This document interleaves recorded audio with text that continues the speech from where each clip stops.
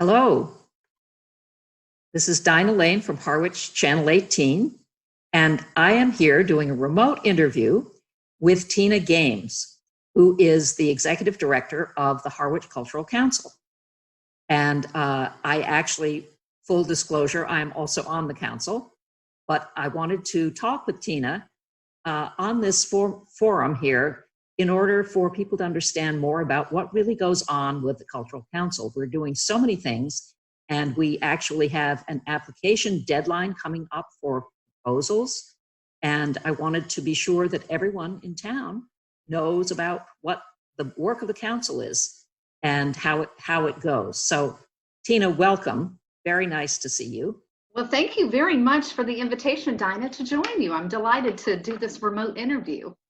Great. So first, perhaps you could just state the mission of the council, because I want to be sure that everyone understands exactly what it is that we are attempting to do.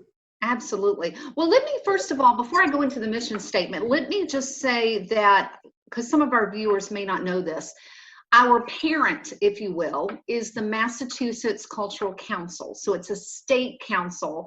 And then underneath that council is 329 local councils. We are one of those.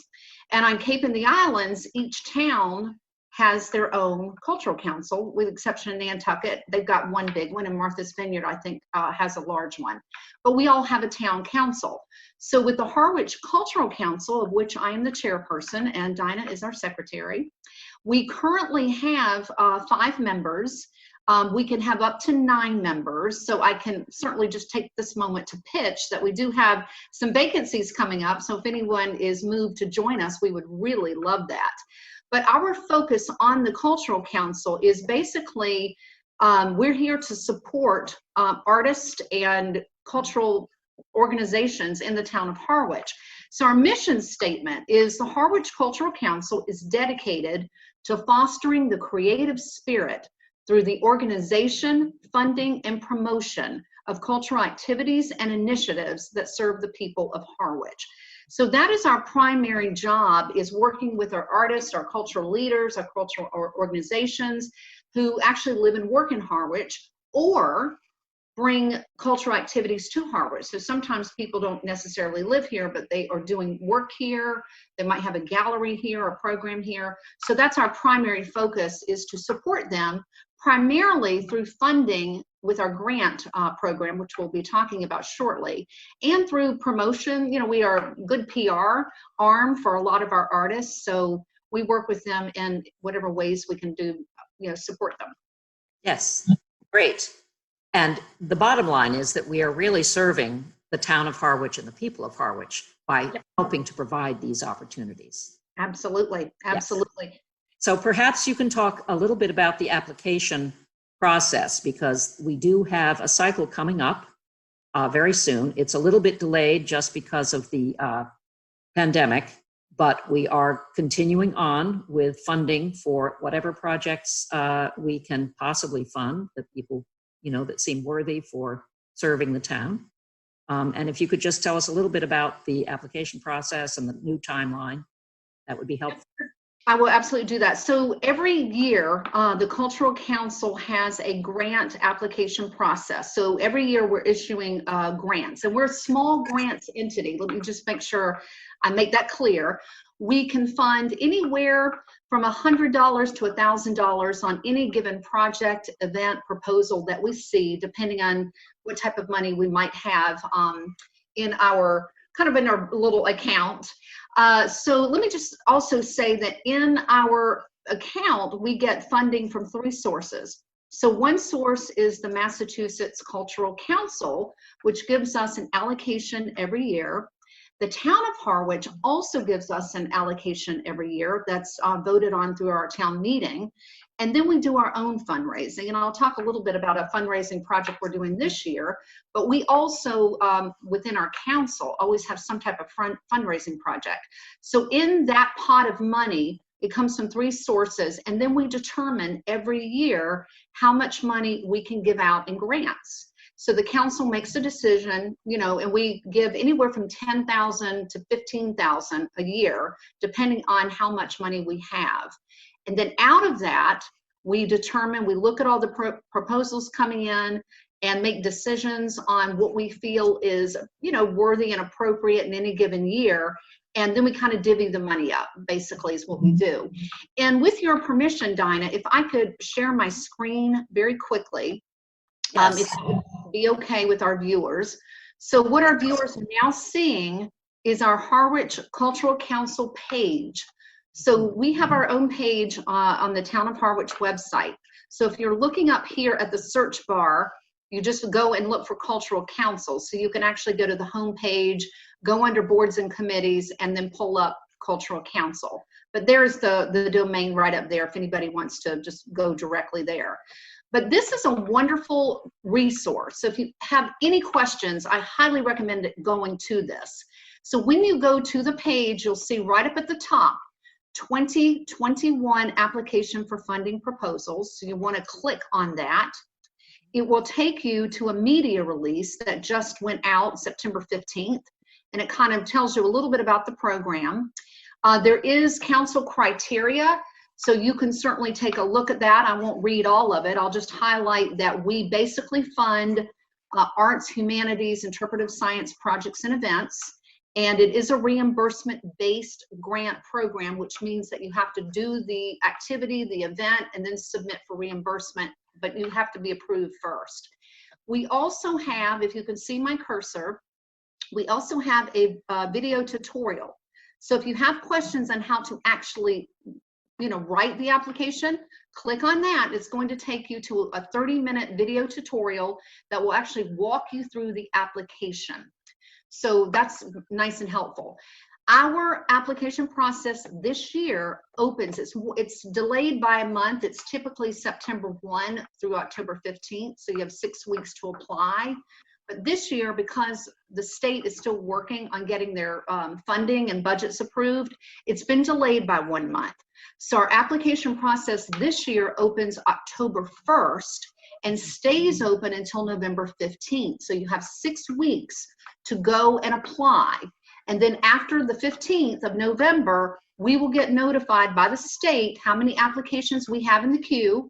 And then our council gets together and we begin our review process. We go through, we review, we make decisions, and start to allocate funding based on what we've decided that we can award. And just a couple of other items. So the grant application tutorial, you can find it here in the press release, or if you want to go back up over on the left to the buttons, you'll see grant application tutorial. It's third on the list, 30-minute video. It'll walk you right through the process. And so those are a couple of things just to look for. And if you have any questions, right at the bottom of the release, the media release you're looking at, there is my cell number and my email address. Feel free to reach out to me. And if you have any questions, I'm happy to answer those. So Dinah, any questions from you? No, I would add, however, that the council does try to spread the funds as well as we can among different groups that will be served by the art that's being applied for. So, for instance, we try to fund things that are going to serve young people and old people and people in the middle and different types of groups. And so that's actually a very important part of our mission, I think. Yes, I agree with you. And we do a really good job on our council to make sure that we're serving all of the population in our town. Yes. And we're always looking. Yep, exactly. We're always looking at the application to make sure that everybody's been covered. Right. Yes. Okay. I'd also like you to just talk a little bit about the fundraiser. We have a virtual fundraiser. Yes. Which is going to help with, subsidizing any of these wonderful projects. So Yes. you could talk a little bit about that. That would be great, so people know what's coming up. Absolutely. Well, we're in a very interesting time right now, and typically we might have had a physical fundraiser. However, we're doing a lot of things remote, virtually this year. So one of our council members came up with the idea to host an imaginary candlelight dinner. So we're going to be announcing it very soon, within the next week, and it'll have a media release. It'll have a button on our town website, which you just looked at. And we're inviting you to an imaginary candlelight dinner. And we've got a couple of levels. You can donate $50, $100, or more if you're moved to donate. And just imagine yourself, you can always just light a candle, grab a beverage, and just as you're writing your check, it'll have the information where you can send your check, and just imagine that you're having a candlelight dinner and maybe even thinking about a theater production or an art gallery or whatever you might have in your mind as you're writing your check. Mm-hmm. And knowing that that check will go to support our grant program. So it goes directly in there, and the more that we collect, the more money we can give out and help all of our wonderful artists and cultural organizations in the town of Harwich. It goes to a really, really good cause. But we will be sending out a press release next week, or in the next few days. I'm not sure what time this interview might air, but in the next week or so, we will be putting that on our webpage, so you can go there and find out more information about it. Okay, that's great. And just remembering, of course, with a virtual fundraiser, you don't have to get an outfit. You don't have to get a babysitter. You just are able to attend by sending in a check. So that would be really great. Yes. And we're getting creative. I mean, that's part of what we do. We're always thinking creatively. And this year we had to think outside the box. And yep. Okay. And you mentioned just at the beginning that we are in the market for new members. And so can you just speak a little bit about how people would go about applying for membership? Absolutely. And I think I'm going to just take another opportunity here to share my screen, because I think this is another very important thing to know. Basically, the way that you do, if you're interested in serving on the Cultural Council, there is a process that you have to go through. You can certainly reach out to me or anybody on our council to get an understanding of what we do.